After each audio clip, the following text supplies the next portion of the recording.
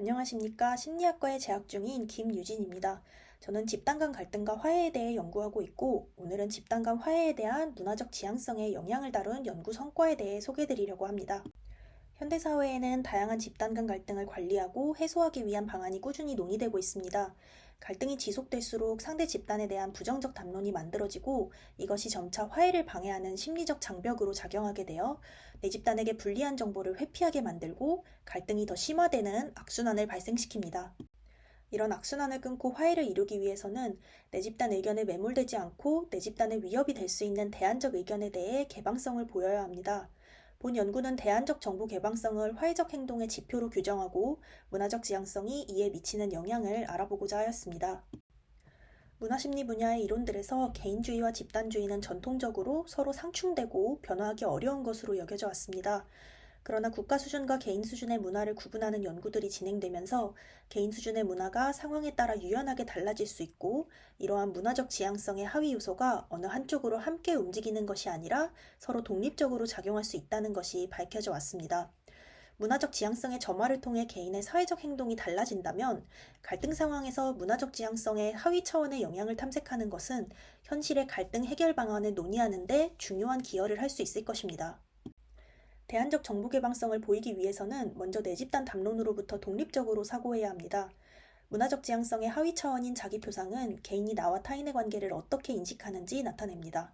두 자기표상의 핵심적 차이는 맥락으로부터 독립적으로 사고하는지 혹은 의존적으로 사고하는지입니다. 본 연구는 독립적 자기표상이 활성화되었을 때 주변에 만연한 갈등 담론에 휩쓸리지 않고 독립적으로 사고할 것이라고 추론하였습니다.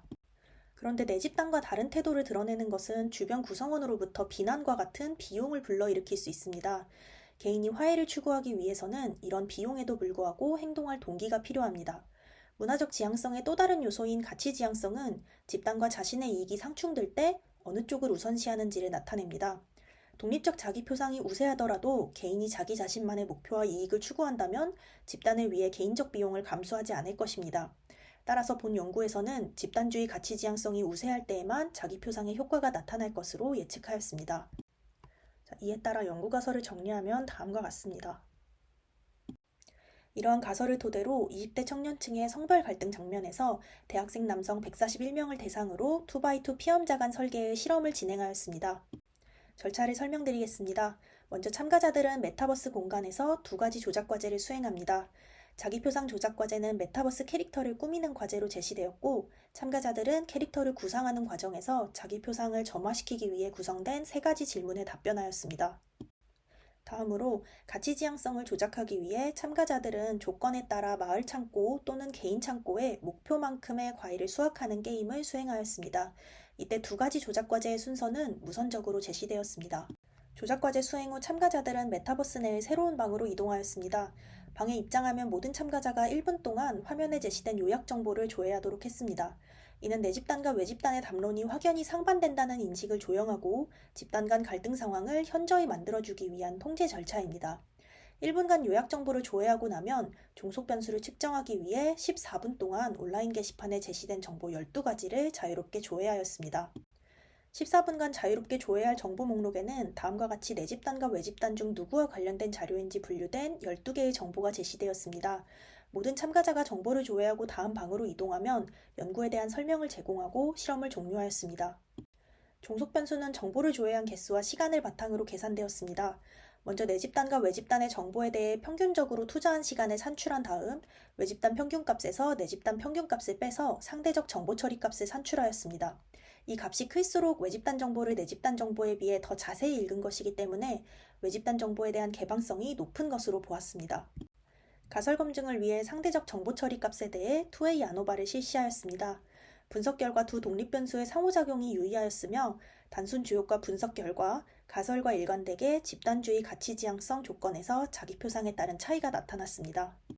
결과의 추가적 해석을 위해 내 집단 정보의 평균 조회 시간에 대해서도 2A 아노바를 실시하였을 때 독립 변수의 상호작용이 경계선상에서 유의하였습니다.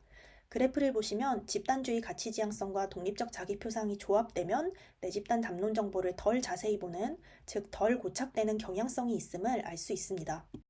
연구 결과 집단주의 가치 지향성과 독립적 자기표상이 조합되었을 때 집단 구성원들이 내 집단 담론에만 고착되지 않고 외집단 정보를 상대적으로 더 자세히 탐색하였습니다. 이런 결과는 개인의 문화적 지향성이 실제 집단 갈등 장면에서 개인의 사회적 행동에 미치는 영향을 관찰하여 현실의 사회 문제 해결에 대해 통찰을 제공합니다.